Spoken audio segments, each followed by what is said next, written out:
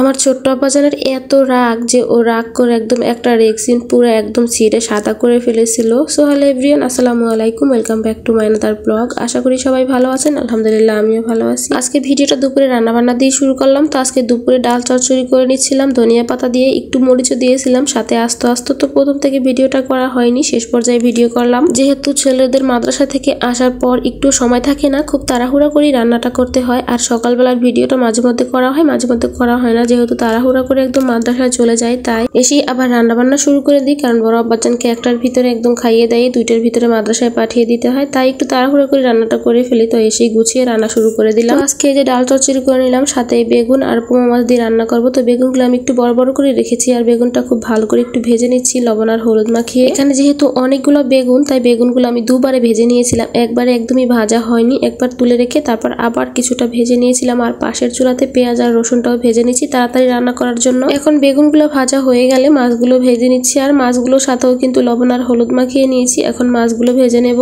মাছগুলো ভেজে নিচ্ছি। আর পাশের চুলাতে কিন্তু মশলাও কষানো হয়ে গেছে। এখন ভেজে রাখা বেগুনগুলো দিয়ে একটু ভালো করে নেড়ে চেড়ে আমি মশলার সাথে মিশিয়ে নেব। তারপর দিয়ে দেবো পরিমাণ মতো ঝোলের পানি। তো এখানে একটু কম করে ঝোলের পানি দেব, যেহেতু বেগুনগুলো ভাজা একদম সেদ্ধ হয়ে গেছে, তাই একটু কম করে পানি দেব। আর মাছগুলো যেহেতু ভেজে নিয়েছি, এখানে সেদ্ধ হওয়ার মতো কিছুই নেই। এইভাবে বেগুন রান্না করে কে কে খান? আমার কাছে তো অনেক ভালো লাগে। আর বেগুনটা এমনি আমি অনেক বেশি পছন্দ করি, সেটা হোক বুনা বা মাছ দিয়ে রান্না করা বা খালি বা ভর্তা, সব পদে আমার বেগুনটা অনেক বেশি ভালো লাগে। তো এখানে দিয়ে দিলাম ভেজে রাখা সবগুলো পোমা মাছ। তো মাছগুলো আমি হালকা করে ভেজে নিয়েছিলাম। এমনিতেই পোমা মাছ ভাজার সময় উঠানোর সময় একদম ভেঙে যায়, তো খুব কষ্ট করে মাছগুলো ভেজে তুলে নিয়েছিলাম। এখন মাছগুলো সব দিয়ে দিচ্ছি বেগুনের উপরে। পোমা মাছটা কিন্তু একটু তাজা তাজা খেতে অনেক ভালো লাগে। এই মাছটাও কয়েকদিন হয়ে গেছে একদমই ভালো লাগছিল না খেতে। আমার বড় আব্বাজান তো একদমই খাইনি, আমার ছোট আব্বাজান আমরা সবাই খেয়েছিলাম। তো মাছগুলো দিয়ে আমি এখানে দিয়ে দিলাম ধনিয়া পাতা। ধনিয়া পাতাটাও কিন্তু একদম দেশি ধনিয়া পাতা ছিল, ছোট ছোট, আর খুব সুন্দর গ্রান ছিল ধনিয়া পাতাটা। আমার হাজবেন্ড অনেকগুলো ধনিয়া পাতা নিয়ে আসছিল, তো আমি একদম গুছিয়ে রেখে দিয়েছি ডিপ ফ্রিজে, সুন্দর করে কেটে ধুয়ে একদম ডিব্বা ভরে রেখে দিয়েছি, যখন ইচ্ছা নিয়ে রান্না করা যাবে। আমি এভাবেই বেশিরভাগ সময় ধনিয়া পাতাটা ডিপ ফ্রিজে রেখে দিই, মানে যখন বেশি করে নিয়ে আসে তখনই আমি এরকম করি। তো যাই হোক, দুপুরে রান্না বান্না কিন্তু শেষ।